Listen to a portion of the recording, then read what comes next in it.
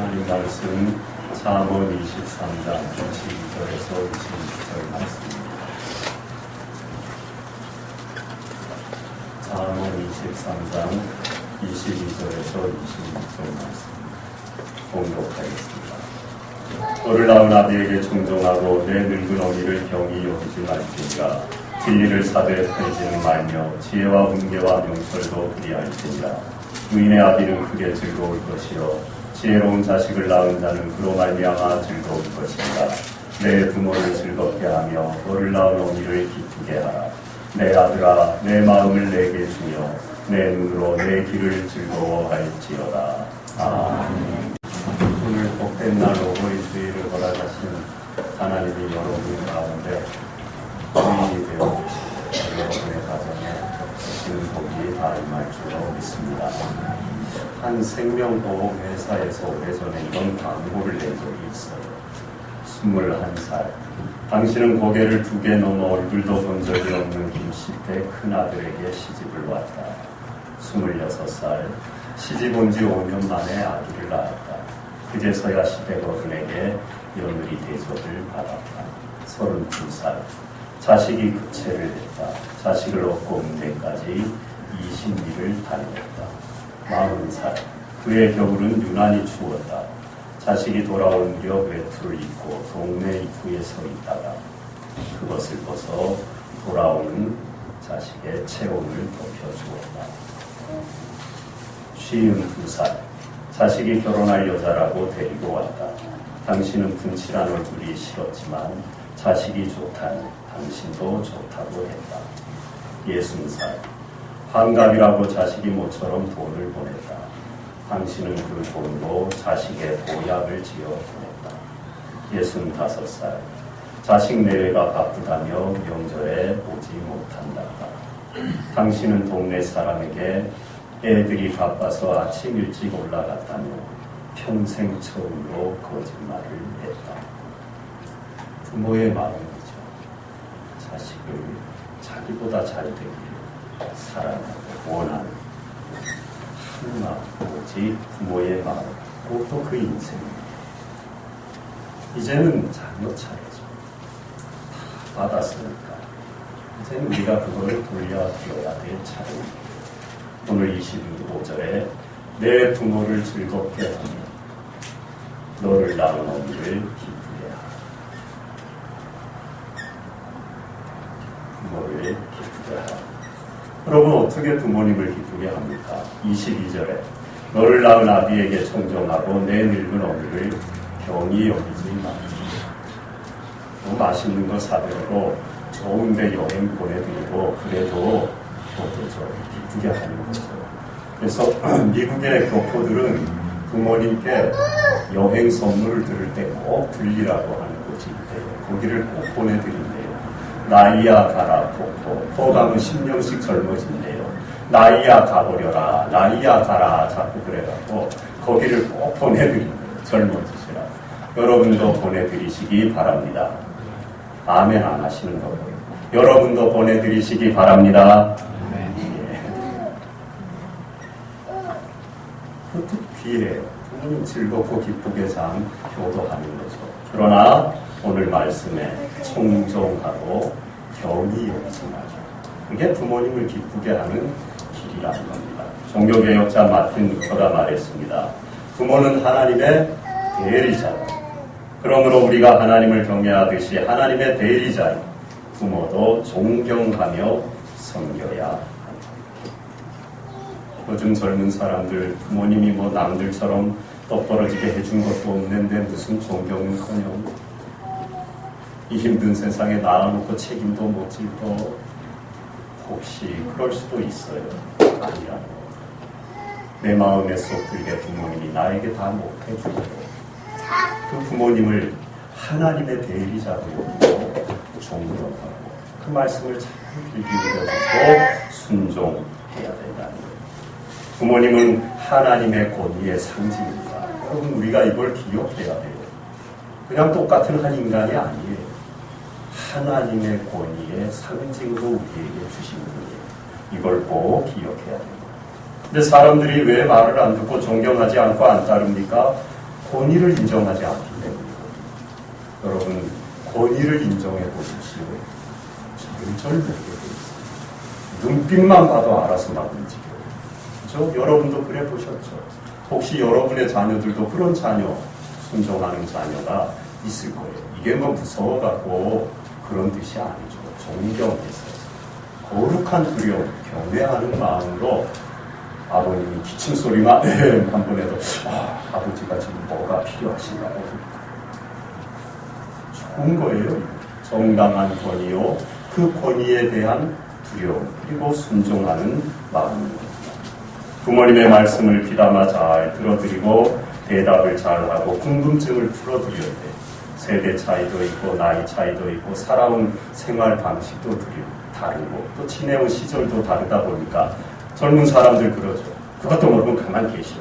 얘기해도 모르면서 자꾸 알라 그러셔요. 알려드리세요. 모르더라도 핸드폰도 어떻게 하는지 모르더라도 내일 또 물어보고요. 이렇게 하는 거예요. 참 재밌죠. 사진도 찍어드리고 주름살도 이쁘시네요. 좀 이렇게 멋있으세요. 손주가 꼭 아빠 닮았어. 딸이 꼭 엄마 닮았어. 할아버지 할머니들이 그 얘기를 그렇게 듣기 좋아합니다. 손주가 자기 닮았다. 못생겨도 좋대요. 자기 닮았다. 그렇게 말씀해 드리셔요. 궁금증을 풀어드리고 부모님의 말씀 뭐 옛날 어른들 하는 말씀 뭐 그냥 잔소리도 많을 수 있고 시대가 바뀌어서 전혀 해당되지 않는 말도 얼마나 많아요. 그러나 그걸 갖다 부각하고 그러지 말고 들으라는 겁니다. 예. 혹시 연세 드셔서 틀린 말씀을 하더라도 하고 들으라는 거예요. 잘 듣고 또 순종해야 될 말씀은 순종하라는 겁니다. 그리고 경히 여기지 말라. 업신여기지 말라는 겁니다. 까딱하면요 자녀들이 좀 컸다고 뭘 좀 안다고 이제는 또 하나님을 자기가 부모보다 더 잘 믿는다고 성경도 뭘 좀 안다고 부모님을 업신여길 수가 있어요. 자기도 모르게. 그러지 말라. 경히 여기지 말라는 겁니다. 연세가 들면 7가지 노화가 찾아온답니다. 혼미, 노둔, 노폐, 노회, 노추, 노욕, 노망. 7가지인데 혼미라는 거 모든 것 혼미해져 흐려져요. 정신도 흐려지고 눈도 흐려져요. 노둔 다 둔해지는 거예요.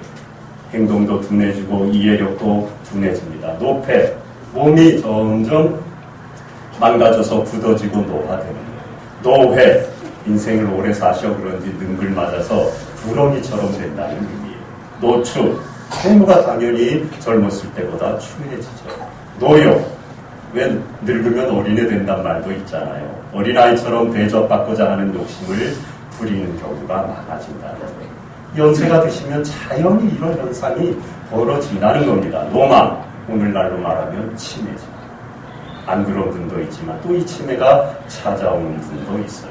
자연스러운 노화 현상입니다. 정도의 차이만 있을 뿐이에요. 그러므로 우리는 이렇다고 늙어서 모습이 추해졌다고 구렁이같이 능글맞아지셨다고 막 모든 게 굶뜬다고 엉뚱한 말씀을 한다고 욕심만 어린아이처럼 부린다고 개시라고 비켜보시라고 무시하고 경히 여기면 안 된다. 성경은 그래서 연세가 들면서 이런 모습을 한다고 해서 경히 여기지 말지니라. 이걸 분명히 말씀하고 있는 겁니다. 뭘 잘해드는 것만이 능사가 아니에요.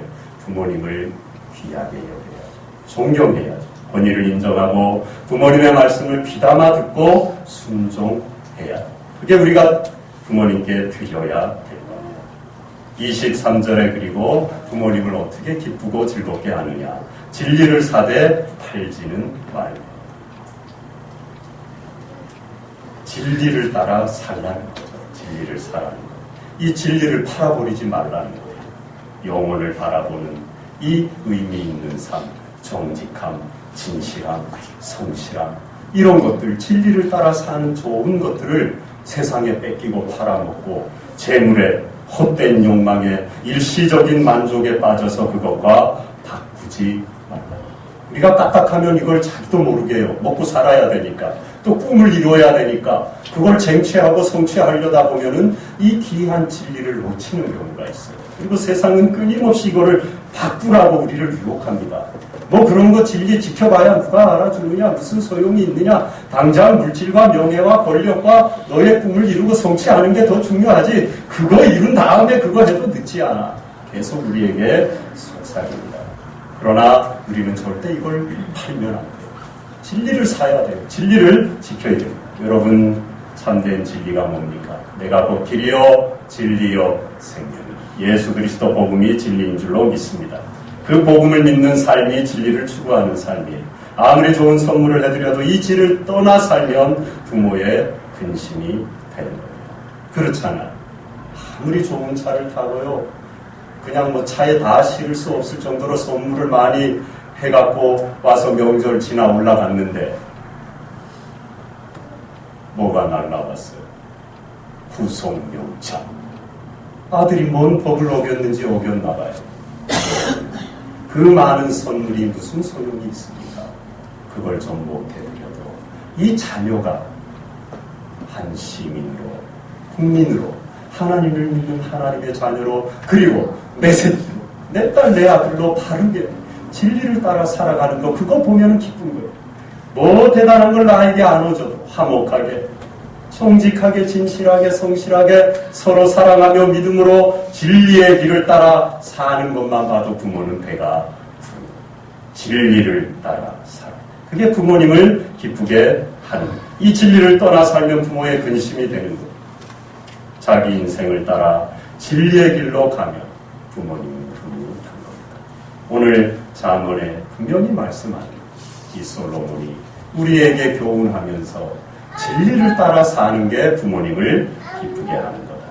여러분이 믿음의 길, 진리의 길, 생명의 길을 잘 가셔서 부모님을 기쁘게 하는 가정 되시기를 바랍니다.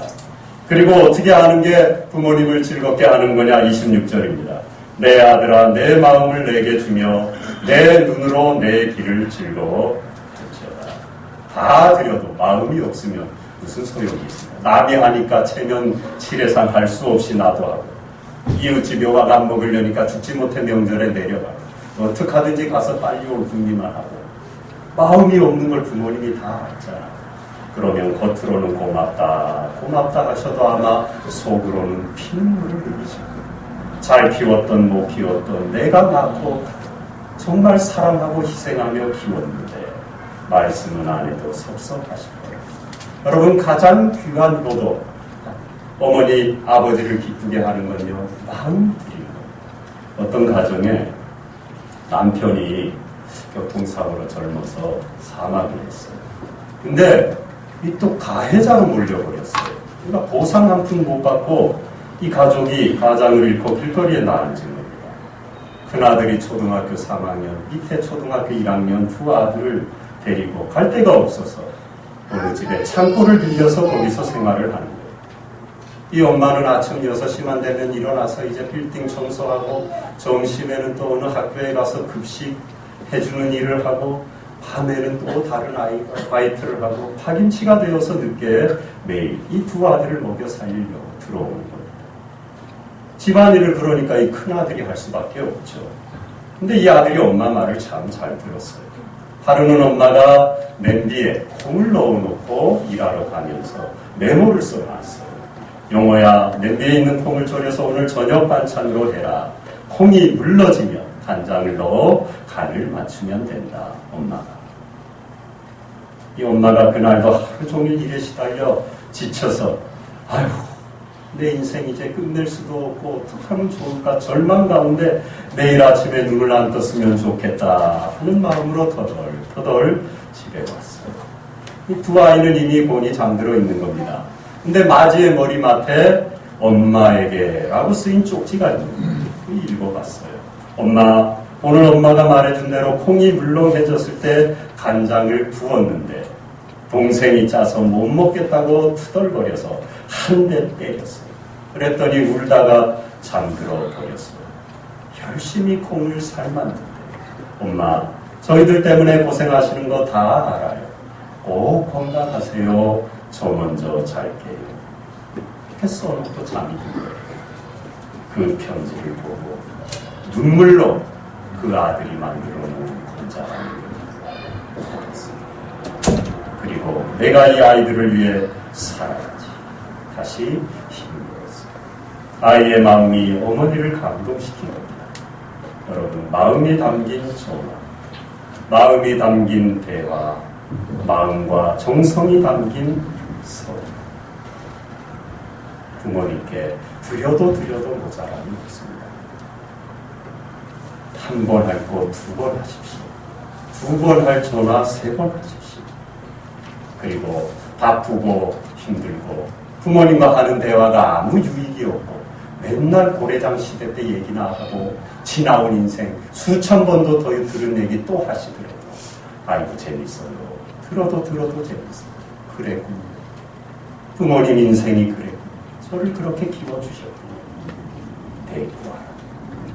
지긋지긋하다고. 진지 드셨어요.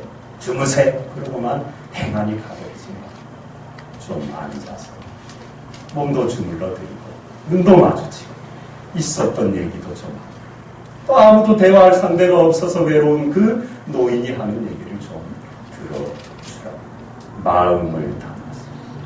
선물도 마찬가지고 뭐 비싸고 귀하고가 중요한 게 아니라 작은 걸 하더라도 마음을 담아서 그 은혜가 너무 감사해서 드리라. 고맙습니다. 사랑합니다. 존경합니다. 말하라.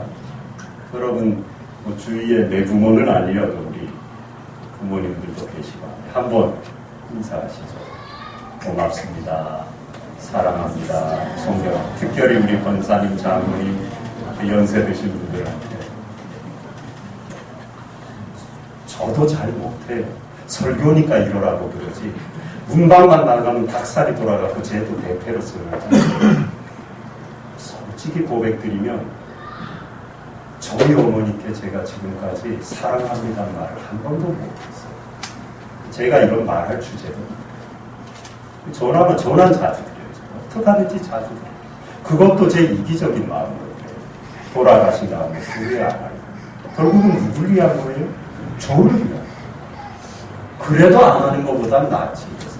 그러면 어떤 때는 한 시간도 붙잡고 얘기해요. 들었던 얘기 또 들었던 얘기 또 들었죠. 귀가 아파 그냥 확 끊어버리고 싶은데 그럴 수가 없어서 또 재미있군요. 들어드려. 그리고 제 얘기도 기도 부탁. 어머니는 저보고 전화 끊을 때마다 고맙다. 전화해줘서 고맙다. 바쁜데 고맙다. 한 번도 저는 한 번도 안 해요. 내가 전화했으니 당연하지. 불효자죠. 효도도 저조차가 하다. 돌아가신 다음에 전화할 수 없습니다. 살아계셔 한 번이라도 더 해야 돌아가신 다음에 내가 후회하기 싫어서. 결국은 그것도 나를 위해서 하더라고요. 어찌됐건 안 하는 것보다 낫죠. 여러분 마음을 담아서 필요해요. 정 닭살 돋고 들라 편지 쓰시오. 글로 하는 건 그래도 조금 낫죠. 직접 하시기가 좀 얼마나 좋습니다. 부모님의 말씀을 잘 들어드리고 그 마음을 이해해드리고 그 얘기를 들어드리고 순종하는 자녀. 복 받지 말라 그래도 복 받을 줄로 믿습니다. 점점 권위가 무너지는 세상이죠. 권위를 우습게 하죠. 자기 뜻에 자기 생각에 맞지 않으면 무조건 거부하죠. 뭐 대통령 할애비가 와도 요즘은 끄떡도 없어요. 내 생각과 다르면 권위고 뭐고 어디 있어요. 똑같은 평등한 동등한 인격체라는 이 자유주의의 물결이 맞긴 맞는 건데 권위를 상실해버렸습니다. 다 똑같이 뭐 나이 좀 많다고 뭐 벼슬이야. 요즘 사람들 그렇게 얘기합니다. 아니에요. 벼슬 맞습니다. 벼슬. 알아줘야 돼요. 그 권위 자체를 인정해야 해요. 가정에서도 그렇고 직장에서도 그렇고 교회에서도 그렇고 다 마찬가지입니다. 여러분. 평등한 인격체이지만 동시에 권위가 있는 그걸 인정해야 돼요. 옛날 평안북도 어느 마을에 한 처녀가 예수님을 열심히 믿었어요. 근데 이 아버지가 뭐 옛날 유교 불고니까 집안 망한다고 예수 귀신 붙는다고 못 가게 했어요. 그리고 너무 교회를 열심히 믿고 하니까 말 안 들으니까 막 두들겨 패기도 했어요. 딸을. 아주 못 가게 말할 수 없는 핍박을 했습니다. 하루는 하다 안 되니까 토요일 저녁에 딸을 불러놓고 내일 목화밭에 목화대를 다 뽑아놓아라. 교회 못 가게 하려. 그거 장정이 남자가 2명이 붙어도 하루 종일 해도 다 못할 일. 그거를 혼자 해라. 교회 못 가게. 일부러 그런 명령을 했어요. 할 수 없이 예 하긴 했어요. 못하겠어요. 그럴 수도 없죠. 예 하긴 했는데 막막한 겁니다. 이걸 어떻게 하나. 교회는 가야 되는데. 하나님께 기도했어요. 하나님 어떻게 해야 합니까? 제가 이걸 하나도 안 뽑아놓고 교회 갔다 와서 아버지께 다리 몽댕이가 부러지도록 맞아도 괜찮습니다. 저는. 그러나 하나님 영광 가리고 턱이 안 되잖아요. 어떡하면 좋아요. 하나님 교회 가야 되겠고 저걸 무슨 수로 뽑아요. 하나님이 주시는 감동이 있는데 밤에 뽑아라. 아이고 그렇구나. 밤에 뽑으면 되지. 밤새 가서 다 뽑았어. 안 보이는데 이걸 뽑다 보니까 찔리고 상체기가 나고 해서 손이 여러 군데가 찢기고 피가 났어요. 그래도 다 뽑았어요. 새벽 어스럼역에 새벽 종소리, 교회 종소리가 땡땡땡. 새벽 예배 가서 기도합니다. 눈물로 기도합니다. 저 해주세요. 예수님 믿게 해주세요. 눈물로 기도했어요. 이 아버지가 일부러 이제 일어나 봤습니다. 목에 또 오늘 교회 갔나 보자. 아니나 달라 방문을 열어봤더니 딸이 없는 거예요. 세상 말로 니은 하고 뭐 했겠죠. 또 갔어. 너무 화가 나갖고 교회 잡아갖고 두들겨 펴려고 교회로 한 걸음에 내달았습니다. 예배당으로 간 거예요. 씩씩거리면서 오늘 너는 나한테 죽었다. 잡히기만 해봐라. 이래도 말을 안 듣고 교회를 가. 그런데 가는 길에 그 목화같이 있었네. 다 뽑아요. 깜짝 놀랐어요. 이게 어떻게 된 일이지? 가봤어요. 목화나무에 피가 군데군데 묻어요. 이 아버지가 그 자리에서 엎드려 하나님께 하나님 제가 잘못했습니다. 저도 믿겠습니다. 딸이 교회 가려고. 그러나 또 아버지의 그 불합리한 명령을 어길 수는 없어서 한 잠도 못 자고 손이 다 찢어지도록 밤새 그 어두운 밤에 다 이 딸의 순종 아버지를 구원합니다. 그 무진 핍박 신앙을 박해하는 아버지의 말이었지만 귀하게 여기고 안 들어도 되는 말 그런 말이었지만 순종했던 하나님이 일하셨다. 성경의 노아의 세 아들 얘기 잘 아시죠? 대홍수 이후에 무트로 내려온 노아의 가족들이 포도농사를 짓습니다. 오늘날 노아가 이제 포도농사를 지어 아마 포도주를 만들었다. 그때는 구약에는 뭐 포도주 먹여도 됐어요. 음료수처럼. 그렇게 해서 마시니까 이게 포도주니까 좀 취한 거예요. 노인이 되고 하다 보니까 정신도 좀 흐렸는지 골고먹고 잠이 들어버린 겁니다. 취해서. 아들이 아버지 막사에 왔다가는 보고는 기겁을 한 거예요. 아버지가 벌거벗고 잠이 들었대. 동네 방네 나갔고 형제들한테 일러 바쳤어요. 함이 그랬습니다. 생과의 앞에서 누가 들으면 어떡하냐 우리 아버지 망신 아니냐. 그리고요 자기들의 겉옷을 벗어서 아버지의 벌거벗은 모습을 안 보려고 뒷걸음질 쳐서 둘이 생과의 앞에서 뒤로 이렇게 안 보고 아버지의 몸을 덮어드렸어요. 그리고 얼굴도 이렇게 돌리고 보지를 않았습니다. 잠에서 깬 아버지가 함을 주었다. 연세 드셔 실수하긴 했지만 아버지 노아의 허물을 덮어드린 셈과 야벳을 축복합니다. 여러분 사람이잖아요. 부모님 실수할 수 있죠. 허물이 있죠. 또 아마 노아가 나이가 많이 들어서 치매가 왔을 수도 있죠.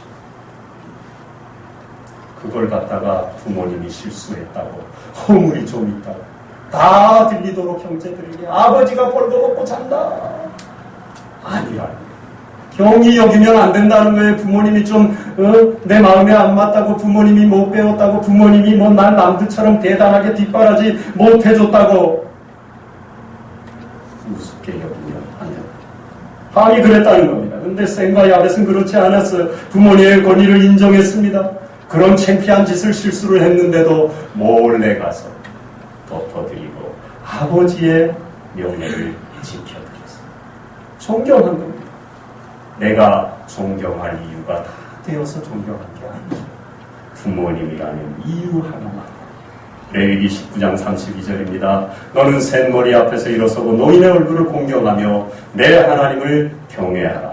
나는 여호와입니다. 셋머리 앞에 일어서 노인의 얼굴 자체를 공경하라. 연세 드셨다는 이유 하나만으로 공경하고 청정하고 순종하고 존경해야 됩니다. 부모를 존경하는 것과 하나님을 경외하는 건 연결되어 있어요. 우리가 경외해야 될 하나님은 부모를 공경하라, 청종하라, 기쁘게 하라, 순종하라 말씀하셨기 때문에, 그리고 하나님의 권위의 대리자로 이 땅에 가정을 주시고 그 가정에 부모님을 세워주셨기 때문에 하나님에 대한 경외에서 부모의 존경이 나오는 겁니다. 하나님의 권위를 인정하는 데서 부모에 대한 존경이 비롯되는 거예요. 연결되어 있습니다. 장로님도 기도하셨지만 눈에 보이는 부모를 공경하고 존경하지 않고 하나님을 경외할 수가 없는 거예요. 하나님은 지금도 말씀하십니다. 그리고 그 말씀은 준엄하고 그대로 이루셔요. 부모님의 말씀과는 비교도 할 수 없죠. 빛이 있으라, 잠잠하라, 일어나 걸으라 하시니 빛이 있었습니다. 바다가 잠잠해졌습니다. 안진뱅이가 일어나 걸었습니다. 하나님은요, 말씀하고 설명하는 분이 아니에요, 여러분. 말씀하고 이건 이렇고 저건 이렇고 서로는 본론은 결론은 이러니까 너가 이렇게 하는 게 어떠냐? 아니에요. 있어라. 그럼 있는 거예요. 일어나라. 일어나는 거예요. 나사로야 걸어 나와라. 걸어 나오는 거예요. 살아나라. 살아나는 겁니다. 홍해야 갈라져라. 갈라지는 겁니다. 뭐 홍해가 어떻게 갈라지는지 뭐 펌프를 갖다 와서 뭐 푸든지 어떤지 매뉴얼을 만들어 와라. 너는 어디 가서 기계를 만들어 와라. 말씀 한마디로 위에서 천지를 창조하신 하나님 있어라 하니까 하나님의 말씀에 권위죠. 놀라운 권위죠. 이 절대적인 권위 앞에 우리는 엎드려 경청할 일이 없죠. 순종하면 되는 겁니다. 여러분, 하나님과 같지는 않지만 부모님께도 이 권위를 주셨어요. 그러므로 부모님의 말씀을 연세 드셨다고 좀 맞지 않는 말씀, 했던 얘기 또 하고 한다고 자꾸 거역하고 우습게 알면 안 돼요. 그 부모님의 입술에 주신 하나님의 권위를 기억해야 돼요. 그리고 고분고분한 태도로 들어야 돼요. 그리고 대답해드려야 돼요. 궁금증을 풀어드려야 돼요. 맞장구 쳐드려야 돼요. 그리고 같이 대화하고 그 말씀대로 순종해야 돼요. 하나님은 우리가 하나님의 이 절대적인 권위의 말씀 앞에 엎드려 경청하고 순종하길 원하시죠.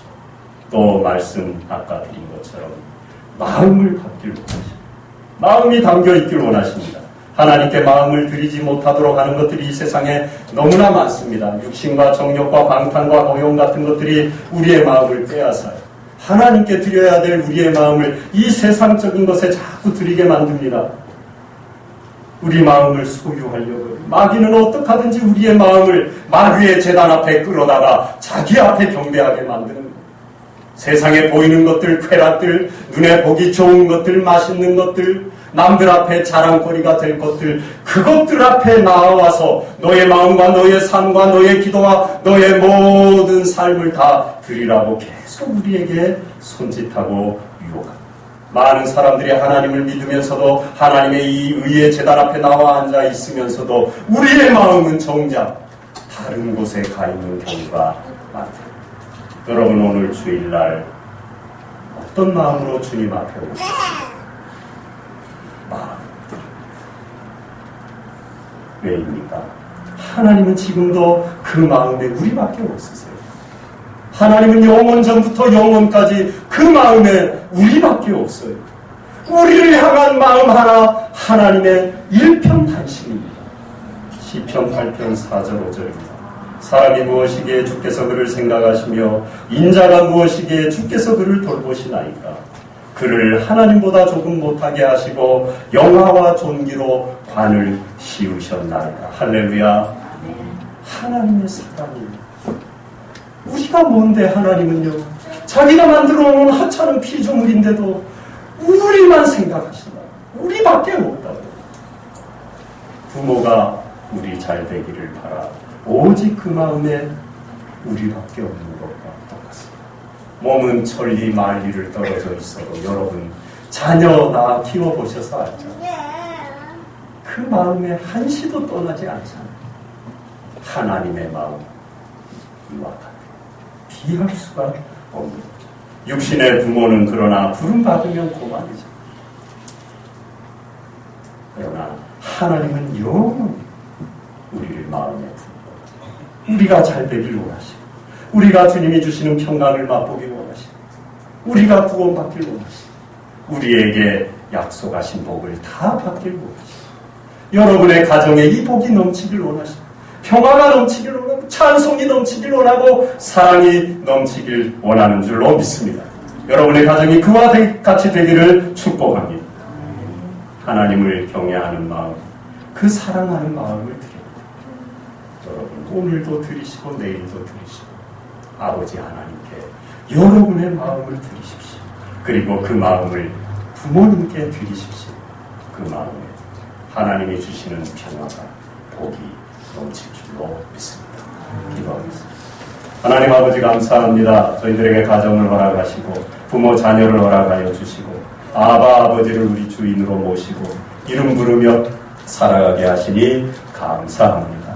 아버지 오늘 어버이 주일인데 우리가 권위를 인정하지 못하고 그 말씀 귀 기울여 듣고 순종하지 못하고 마음을 들여 즐겁게 하지 못할 때가 얼마나 많았는지 다시 한번 저희를 불쌍히 여겨주시고 하나님 아버지를 경외하듯이 부모님을 존경하며 청정하며 부모님의 삶을 기억하며 추억하며 본받으며 즐겁게 해드리는 귀한 인생들 가정들 다 되게 하여 주시옵소서. 우리의 마음을 받기 원하시는 하나님 앞에 어떤 마음이든지 우리의 마음을 다 쏟아놓게 해주시고 부모님께도 우리의 마음을 드리는 삶이 되게 하여 주시옵소서. 예수님 이름으로 기도하옵나이다.